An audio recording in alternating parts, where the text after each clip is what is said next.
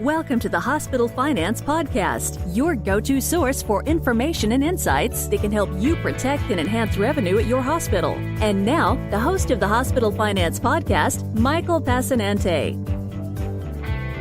Hi, this is Mike Passanante, and welcome back to the Hospital Finance Podcast.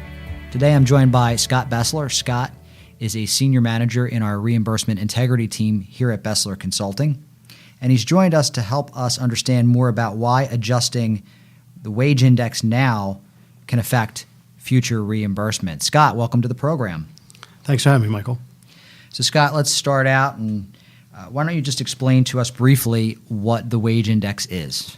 Simply put, Medicare adjusts for an area's difference in wages. Parts of the country have different wages. Medicare is no different. Scott, how is the wage index calculated? Through the Medicare cost report, where a hospital's salaries and hours are determined from that cost report, the salary and hours are then separated into various labor markets, known as core-based statistical areas, or CBSAs. The CBSA's wage index value is the ratio of that area's average hourly wage to the national average hourly wage. So if that CBSA has an average hourly wage greater than the national, then the wage index would be greater than when. On the flip side, if it's less than the national, that wage index will be less than 1. CBSAs are a United States geographic area defined by the OMB. So CMS really has nothing to do with it. It's really based upon the OMB definition of labor markets. There are both urban and rural CBSAs, and each of those areas have their own wage index. And these areas were last updated for federal fiscal year 2015 with OMB Bulletin 13-01, and that was released in February 2013.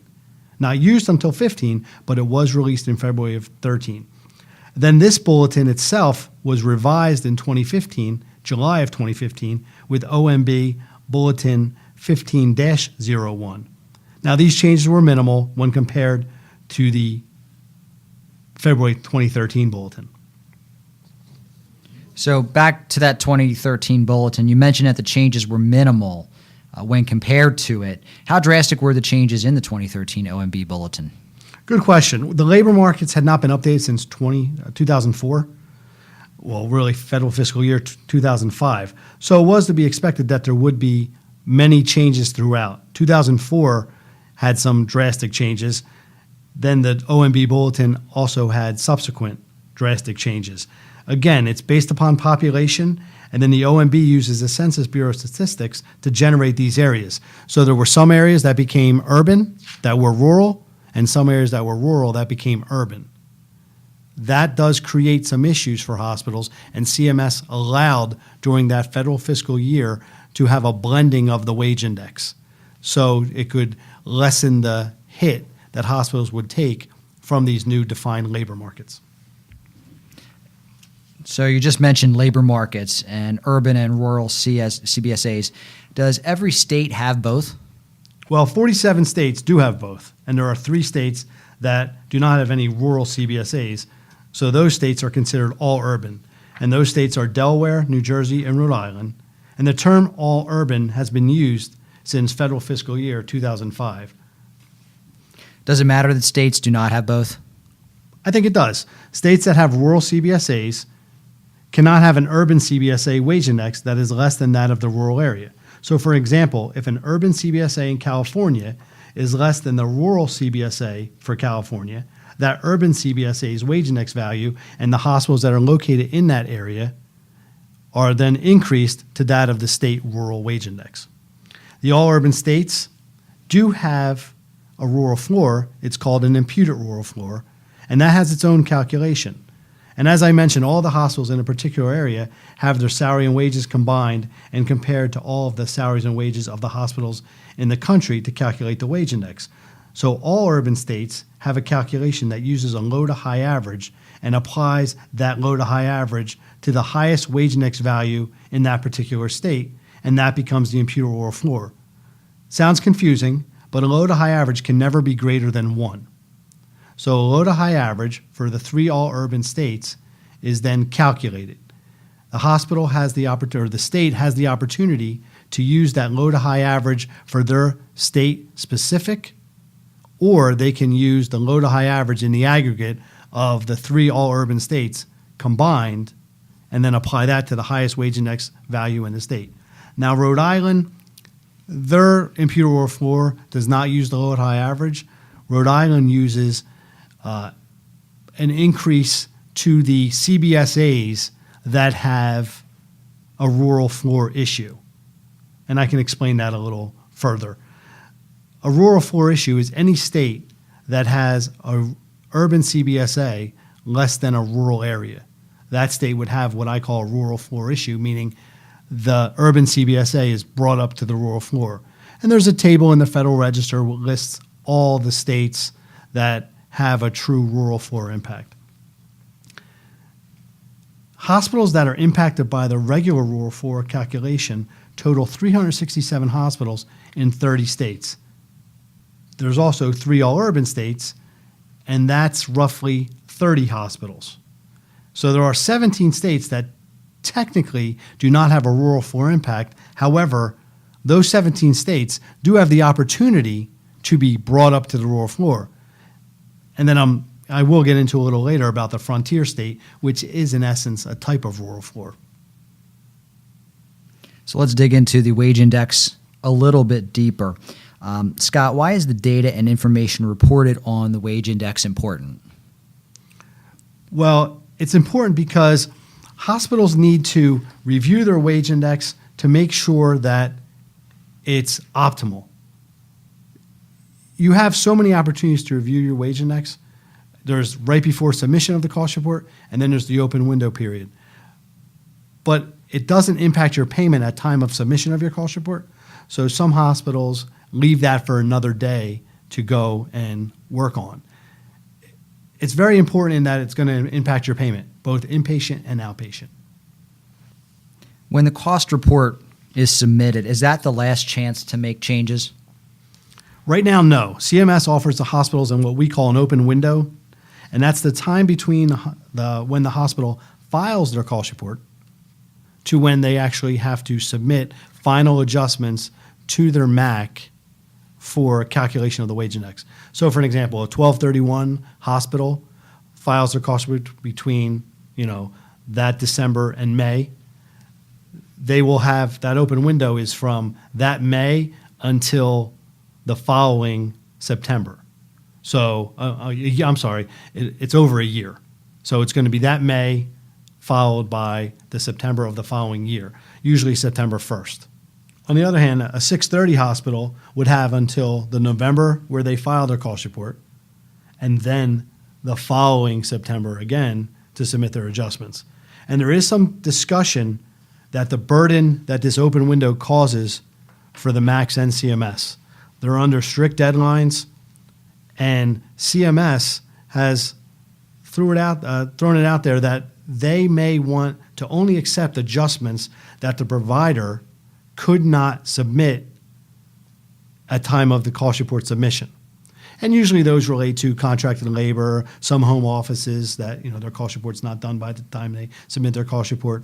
CMS acknowledges that, but when it's wide open, it's so broad, it's a tremendous burden on the MACs, and CMS may just do away with this open window. The open window used to be in December several years ago. Then it went from December to November to October in subsequent years. And then now we have it in September. And that's the last, it's been in there for the past 3 years. Are there other instances where a hospital can improve upon their own labor market's wage index? Yes. First, what they have to do is make sure that they file their wage index accurately, and they need to pay close attention to their audit adjustments. CMS, through the MACs, has always reviewed the wage index, so it's nothing new, but the adjustments that may have been approved in the past may not be in the future. And we have seen instances where CMS is taking a tougher look at certain items on the wage index that may have passed audit previously. And again, there's several MACs throughout the country. I think the provider community wants these MACs to treat everything fairly. So these MACs are actually getting together with CMS's tutelage and learning from each other and making the same adjustments across the country. Because that was always an argument that some providers would make in states where the MAC was more strict on certain adjustments and maybe more liberal on others. And it created some angst and some confusion. And then as hospitals become part of these major systems that cross state boundaries and have different MACs, that's where you see some of the fluctuation in the adjustments. And I think the provider community really just wants to be told, what can we do? And we'll do it. MACs are regional, and some felt that the MACs, as I said, would treat one area different than the other. I'm just convinced that in the future, hospitals will be in better position once they know the rules that they're going to have to follow with the wage index. And I just think it's the next step that CMS and the MACs are taking to ensure that the wage index is as accurate as possible. Another area where I think hospitals can improve is hospitals file an occupational mix survey. Every 3 years, hospitals have the opportunity to file this survey, which is in statute, so it's part of the law. So no matter what happens with wage index in the future, occupational mix will be some part of it. The occupational mix accounts for what CMS determines as a hospital's choices in labor. So for instance, hospitals that use more RNs would have a negative occupational mix. And a negative occupational mix is an occupational mix that is below 1. That's then applied to your wages. So hospitals need to have a good balance of their RNs, LPNs, nursing aides, orderlies, and then there's also an all other category. And that survey is due this July. The date says July 1st, but that's a Saturday. So more than likely, the survey will be due on July 3rd, the following Monday. My suggestion is hospitals get an early start and get it done on time. There's not many major changes to the new survey. Hospitals have been doing it for the past 9 years. It's nothing new, but I think hospitals should really take a hard look and consider a stronger review this time around. Also, there's reclassifications. CMS calls these exemptions. Hospitals have different exemptions that they can receive. Reclassifications is one of them. An individual hospital can reclassify, or a group or county hospitals can reclassify. And there's different criteria for both. Hospitals should know that criteria. Many of the hospitals with the new delineations had opportunities to reclassify. Some that did reclassify no longer had to because their county or group of hospitals were absorbed into the new core-based statistical area. So you should know what your thresholds are. The regs are out there. Again, CMS doesn't like reclassifications. It's another burden on them. But right now, in the process that's out there, they're still out there. So hospitals should take advantage of any type of reclassification opportunity. There's also something called a frontier state, and this is where hospitals in these states cannot have a wage index that's below 1. So if their urban CBSA is below 1, if you're one of the frontier states, and Alaska and Hawaii are excluded, both of them have rural floors that are well above 1, you then will be considered a frontier state. And there's only 50 hospitals in 5 states that are considered truly frontier states. And then some hospitals that are in counties can receive an add-on called an OutMigration Adjustment. This is another exemption. So hospitals are located in a county that has a specific number of residents that travel to a different county for employment may be eligible if they meet certain thresholds for this adjustment. Now, one of the interesting things about this is if you reclassify, you're not eligible for this adjustment. So your county may have an outmigration adjustment, and that's why hospitals should really review the proposed rule when it comes out, because you'll need to determine if the outmigration plus your wage index is greater than the wage index that you get when you reclassify. So there's a 45-day window from the time of publication till the time you need to either withdraw your reclassification application or continue it. And there are changes that are coming down the pipe for wage index. There's some that have been discussed ad nauseum. I don't know how frequent that's going to occur, but the likelihood of changes is viable. You think it's coming soon? Soon, I don't know. The election, the Affordable Care Act, if you'd asked me 4 years ago, I would say, we probably would have had changes by now. But again, I don't think the process is broken. I think the process just needed some adjustments to it. And I think CMS and the MACs do a tremendous job with trying to eliminate the cliffs and the valleys. They don't want to have hospitals in one county that have a drastic wage index difference from that of a county that's adjacent to them. It just doesn't seem fair.